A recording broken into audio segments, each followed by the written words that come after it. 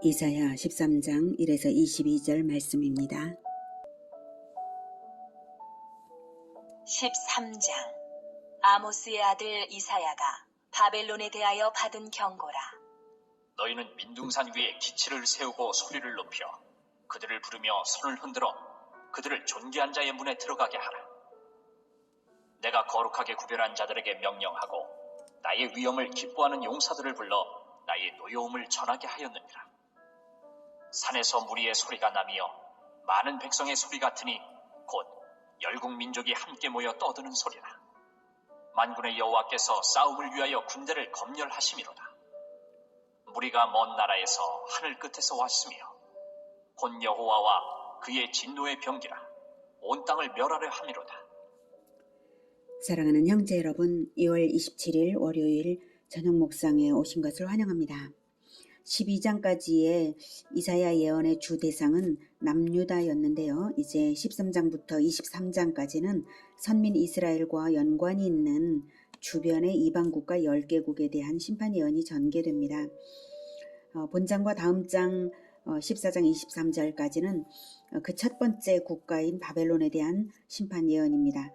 이 바벨론에 대한 심판 예언은 이사야가 이 예언을 한 지 약 150년 후인 주전 539년에 성취됩니다. 이사야가 예언할 당시 바벨론은 티그리스 강과 유브라데 강 사이에 있는 약소국으로서 아수르 지배하에 있었기 때문에 그 세력은 미미했던 때입니다. 이렇게 하나님께서는 그분의 종 선지자들에게 미리 구속사를 알려주시고 성취하심으로써 세계 역사가 절대 주권자이신 하나님의 손 안에 있음을 알게 하십니다.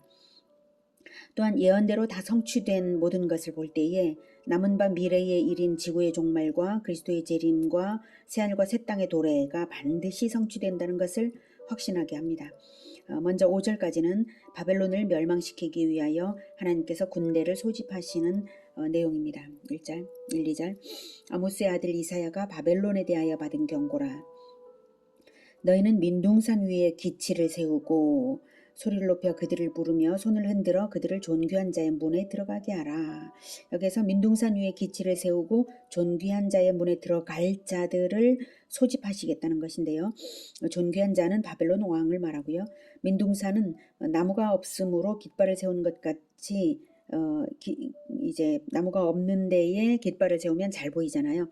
그래서 그것이 깃발이 잘 보여서 군대가 속히 소집되게 하라, 이런 뜻이죠. 기치, 즉 바벨론 심판의 기치를 세워서 소집한 군대이므로 바벨론의 적국들이 모이는 거죠. 그래서 연합군이 소집되어서 바벨론 왕궁이 있는 성문으로 들어갈 것이고요. 손을 흔들어 그 문에 들어가니까 겨우 손을 흔드는 것으로 들어간다. 즉 바벨론 도성을 아주 수월하게 성공리에 진입할 것을 암시합니다. 실제로 메데 바사 연합군이 그렇게 했고요. 하나님의 섭리의 손길이 그 배후에 있었기에 그렇게 수월하게 바벨론 진입이 이루어졌던 것이죠. 3절. 내가 거룩하게 구별한 자들과 그래서 나의 위엄을 기뻐하는 용사들은 모두 동일한 대상이고요. 나의 노여움을 전할 군대, 즉 바벨론을 멸망시킬 군대죠. 실제로는 메데 바사 연합군을 의미합니다. 바벨론의 멸망은 우연이 아니고 자연적 원인이 아니라 전적으로 하나님의 심판임을 알 수 있게 합니다. 4절. 산에서 무리의 소리가 나며 많은 백성의 소리 같으니 곧 열국 민족이 함께 모여 떠드는 소리라. 만군의 여호와께서 싸움을 위하여 군대를 검열하심이로다. 무리가 먼 나라에서 하늘 끝에서 왔으며 곧 여호와와 그의 진노의 병기라. 온 땅을 멸하려 함이로다. 메데 바사군이 산 위에 집결하여 떠드는 것을 마치 하나님께서 직접 장수로서 군대를 사열하시는 듯 묘사한 것입니다. 메데 바사는 산악이 많은 나라들이어서 산에서 집결되는 것이고요. 먼 나라에서 하늘 끝에서 왔다는 것은 이스라엘 사람들의 관점에서 유브라데 강을 기준으로 그 너머를 땅끝으로 여기기 때문에 먼 나라이고 또 하늘 끝은 지평선을 말하는 것입니다. 그래서 메데바사 연합군을 먼 나라 하늘 끝에서 왔다, 지평선에 있는 그 나라에서 왔다 라고 말하는 것입니다. 6절. 너희는 애곡할지어다. 여호와의 날이 가까웠으니 전능자에게서 멸망이 임할 것이미로다. 그러므로 모든 손에 힘이 풀리고 각 사람의 마음이 녹을 것이라. 그들이 놀라며 괴로움과 슬픔에 사로잡혀 해산이 임박한 여자같이 고통하며 서로 보고 놀라며 얼굴이 불꽃 같으리로다. 예, 바벨론 멸망의 날을 여호와의 날이라고 하십니다. 여호와의 날. 성경에서 여호와의 날은 어느 한 날을 말하는 것이 아니라 심판의 대상에게는 멸망의 날이고 구원의 대상에게는 구원의 날이 되는 역사 속의 어느 기간을 말합니다. 여기에서는 바벨론 멸망의 날입니다. 전능자가 내리는 심판이므로 결코 피할 수 없는 죽음의 날이 되므로 초상이 난 것처럼 애곡할 수밖에 없다고 애곡할지어다 이렇게 하는 것이고요. 급격하게 닥친 멸망을 목도한 지도자들이 아무 대책이 없음을 느끼고 그들의 모든 손의 힘이 풀려버리고 간담이 녹을 것입니다. 멸망을 목도하는 것만으로도 고통이 산고처럼 극심하게 되고 얼굴빛이 변할 것입니다. 9절. 보라, 여호와의 날, 곧 잔혹히 분냄과 맹렬히 노하는 날이 이르러 땅을 황폐하게 하며 그 중에서 죄인들을 멸하리니 하늘의 별들과 별무리가 그 빛을 내지 아니하며 해가 돋아도 어두우며 달이 그 빛을 비추지 아니할 것이로다. 내가 세상의 악과 악인의 죄를 벌하며 교만한 자의 오만을 끊으며 강포한 자의 거만을 낮출 것이며 내가 사람을 순금보다 희소하게 하며 인생을 오빌의 금보다 희귀하게 하리로다. 네, 바벨론이 폐허가 되는 것은 그들의 교만과 사치와 우상숭배에 대한 하나님의 심판의 결과입니다. 하나님의 심판이 맹목적인 것이 아니라 합당한 근거가 있음을 말하는 것이고요. 죄인들을 골라서 멸했는데 그 죄인들이 너무 많아서 결과적으로 남은 사람의 수가 너무나 희소하게 될 것이라고 순금보다 희소하게 오빌의 금보다 희귀하게 하리로다라고 말하고 있습니다. 10절에 하늘의 별들과 별무리가 그 빛을 내지 아니하며 해가 돋아도 어두우며 달이 그 빛을 비추지 아니할 것이로다. 이 말은 성경에 나타나는 여호와의 날에 대한 전형적인 묘사가 바로 이러합니다. 최후적으로는 하나님의 무서운 심판이 임할 때에 자연계와 천체에도 변화가 있을 것을 의미합니다. 과거 역사 속에서는 이 표현이 상징일 수 있으나 최후의 날은 지구 종말이 있을 것이므로 성경이 거듭 이 표현을 하는 것입니다. 성경에 있는 여호와의 날에 대한 묘사들을 제가 읽어드리겠습니다. 요엘 2장 30, 31절 내가 이적을 하늘과 땅에 베풀리니 곧 피와 불과 연기 기둥이라 여호와의 크고 두려운 날이 이르기 전에 해가 어두워지고 달이 핏빛같이 변하려니와. 네. 요엘 3장 16절 여호와께서 시온에서 부르짖고 예루살렘에서 목소리를 내시리니 하늘과 땅이 진동하리로다. 그러나 여호와께서 그의 백성의 피난처 이스라엘 자손의 산성이 되시리로다. 이렇게 했고요. 베드로후서 3장 10에서 13절 그러나 주의 날이 도둑같이 오리니 그날에는 하늘이 큰 소리로 떠나가고 물질이 뜨거운 불에 풀어지고 땅과 그 중에 있는 모든 일이 드러나리로다. 이 모든 것이 이렇게 풀어지리니 너희가 어떤 사람이 되어야 마땅하냐. 거룩한 행실과 경건함으로 하나님의 날이 임하기를 바라보고 간절히 사모하라. 그날에 하늘이 불에 타서 풀어지고 물질이 뜨거운 불에 녹아지려니와 우리는 그의 약속대로 의가 있는 곳인 새하늘과 새 땅을 바라보도다. 아멘. 마태복음 24장 29에서 30절에는 예수님께서 이렇게 말씀하셨습니다. 그날 환난 후에 즉시 해가 어두워지며 달이 빛을 내지 아니하며 별들이 하늘에서 떨어지며 하늘의 권능들이 흔들리리라. 그때에 인자의 징조가 하늘에서 보이겠고 그때에 땅의 모든 족속들이 통곡하며 그들이 인자가 구름을 타고 능력과 큰 영광으로 오는 것을 보리라. 이렇게 예언이 되어 있고요. 이러한 종말을 암시하듯이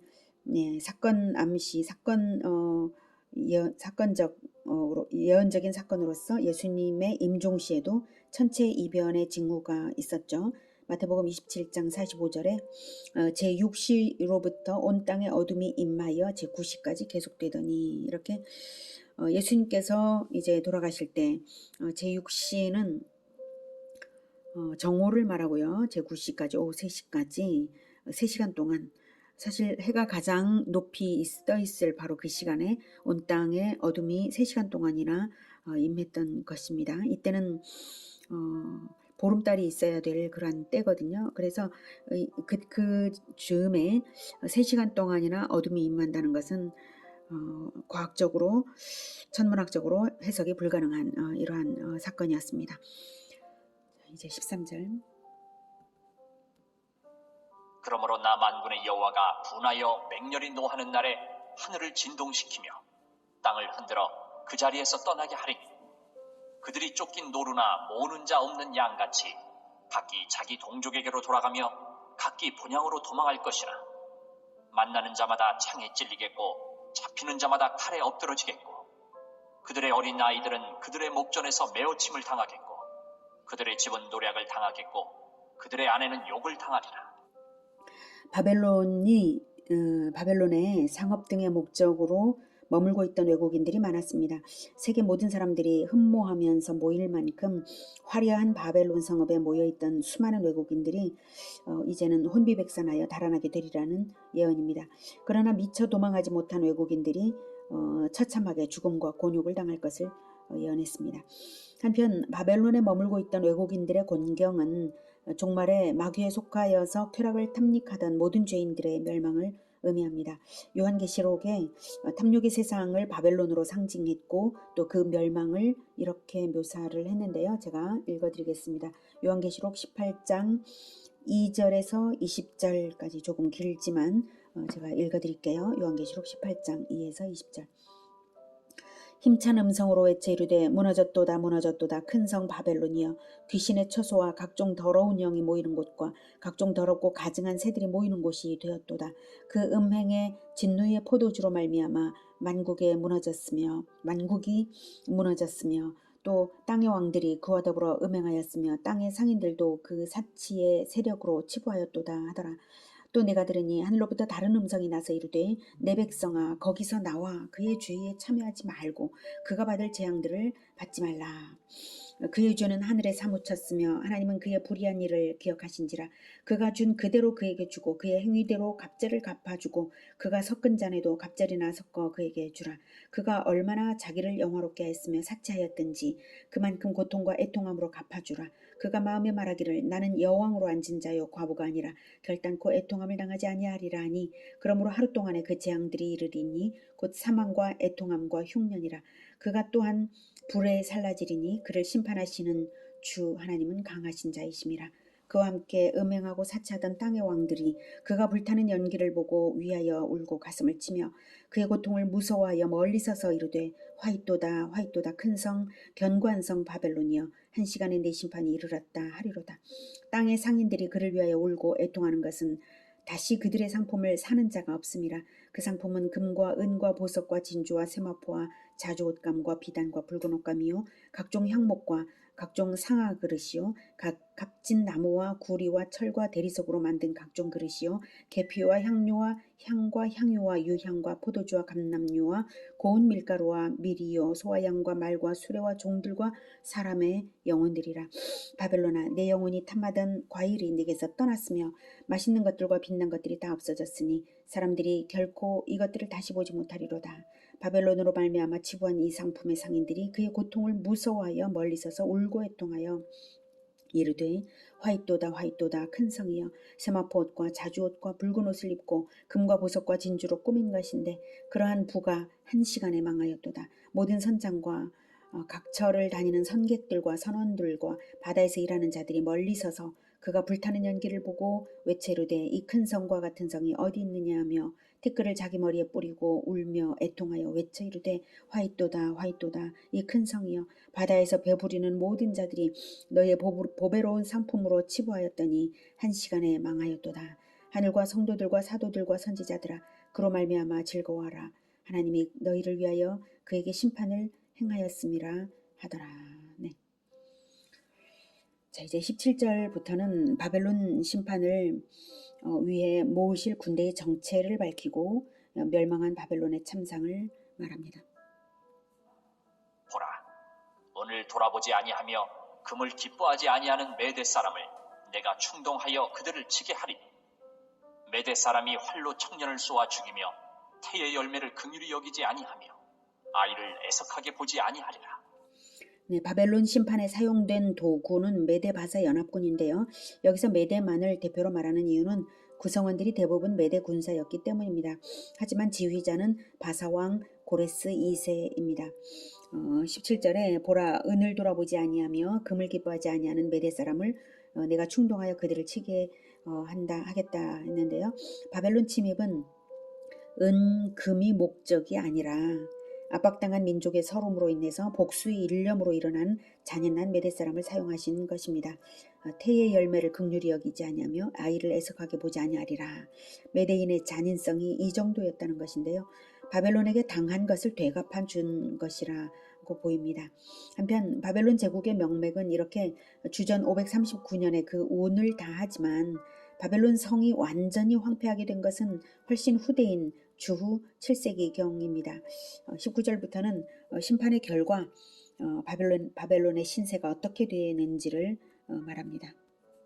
열국의 영광이요 갈대아 사람의 자랑하는 놀이개가 된 바벨론이 하나님께 멸망당한 소돔과 고모라 같이 되리니 그곳에 거주할 자가 없겠고 거처할 사람이 대대에 없을 것이며 아라비아 사람도 거기에 장막을 치지 아니하며 목자들도 그곳에 그들의 양떼를 쉬게 하지 아니할 것이요 오직 들짐승들이 거기에 엎드리고 부르짖는 짐승이 그들의 가옥에 가득하며 타주가 거기에 깃들이며 들량이 거기에서 뛸 것이요 그의 궁성에는 승냥이가 부르짖을 것이요 화려하던 궁전에는 들깨가 울 것이라. 그의 때가 가까우며 그의 날이 오래지 아니하리라. 네, 19절에 갈대아 사람의 자랑하는 놀이개가 되는 바벨론이라고 말하고 있죠. 갈대아 사람은 원래는 바벨론 남부의 한 지방인데요. 바벨론 성을 정복하고 갈대아 출신 느부갓네살이 왕이 되면서 바벨론 제국 전체의 지배층이 갈대아 사람들이 지배층이 되었습니다. 놀이개는 장식품이라는 뜻이고요. 갈대아인들에게 바벨론은 자기들의 위협이고 자랑거리였음을 말하는 것입니다. 그런데 소돔과 고모라 같이 되었다는 것은 그만큼 바벨론의 죄악이 극심했음과 그리고 또한 전혀 예상치 못한 방법으로 철저하게 멸망당할 것을 말한 것입니다. 그리고 결국은 들짐승들의 서식지가 될 것을 말했습니다. 22절에 그의 때가 가까우며 그의 날이 오래지 아니하리라. 이 말씀은 심판의 확실성을 말씀하시는 것이고요. 이 예언은 성취되기 약 150여 년 전에 주어진 예언입니다. 인간의 눈으로 보면 길게 느껴질 테지만 하나님의 시선으로 150년은 극히 가까운 것이겠죠. 그래서 그의 때가 가까우며 그의 날이 오래지 아니하리라 말씀하신 것이고요. 하나님이 이미 작정하셨고요. 확실한 것이기 때문에 살고자 한다면 속히 회개하라는 선언이 되겠고요. 노예가 된 히브리 민족에게는 소망을 가지게 하는 말씀이 아닐 수 없습니다. 오늘은 바벨론에 대한 심판 선언을 통해서 심판을 작정하시되 긍휼 없는 심판을 예비하시는 공의의 하나님을 만났습니다. 세상의 멸망은 기정사실이고 다만 회개를 하도록 남겨두신 은혜의 때가 하루하루 감소되어 갈 뿐이죠. 제국에 대한 심판을 통해 우리가 확인할 수 있는 것은 역사의 주인이 하나님이시고 결코 멸망하지 않을 듯한 강대한 나라나 도시라 할지라도 그의 멸망은 결코 피할 수 없다는 것입니다. 바벨론의 멸망이 누군가에게는 소망이 되는 것을 볼 때에 결국 역사의 승리자는 하나님 편에 있는 자만 승리자가 될 수 있다는 것을 다시금 확인할 수 있습니다. 예수님의 재림이 점점 임박하는 이때에도 이 세상에는 바벨론과 같은 탐욕과 향락의 도시들이 있습니다. 그러나 그들이 그럴지라도 우리는 결코 그러한 도성을 부러워하거나 동경하지 말아야 하겠습니다. 오직 우리 주 예수님께서 다시 오실 날을 우리는 오히려 사모하며 기다리면서 거룩을 지켜나가고 약한 자를 돌보아야 하겠습니다. 기도하겠습니다. 하나님은 역사의 주인이시고 공의의 하나님이십니다. 반드시 멸망은 예정되어 있는데 우리는 예수 그리스도의 보혈로 말미암아 구원을 하여 주신 것 너무나 감사합니다. 그래서 우리가 하나님께서 이루실 이 모든 심판을 봄에도 불구하고 마음이 두려워지지 않고 오히려 더욱 하나님을 경외하고 경건을 유지할 수 있게 하시는 것 정말 감사합니다. 우리 주 예수님께서 다시 오실 날을 단 하루도 잊어버리지 말고 사모하며 기다리게 하시고, 그리고 거룩을 지키고 화평을 지키며 약한 자를 돌보고 복음을 전파하는 우리 모두가 되게 도와주시옵소서. 그리고 우리 주 예수님께서 속히 오실 날을 기다리오니 주님, 우리를 더욱 붙잡아 모든 민족 복음화에 사용하여 주시고 속히 오시옵소서. 예수 그리스도 이름으로 기도드립니다. 아멘. 이어지는 시간은 개인 기도 시간입니다.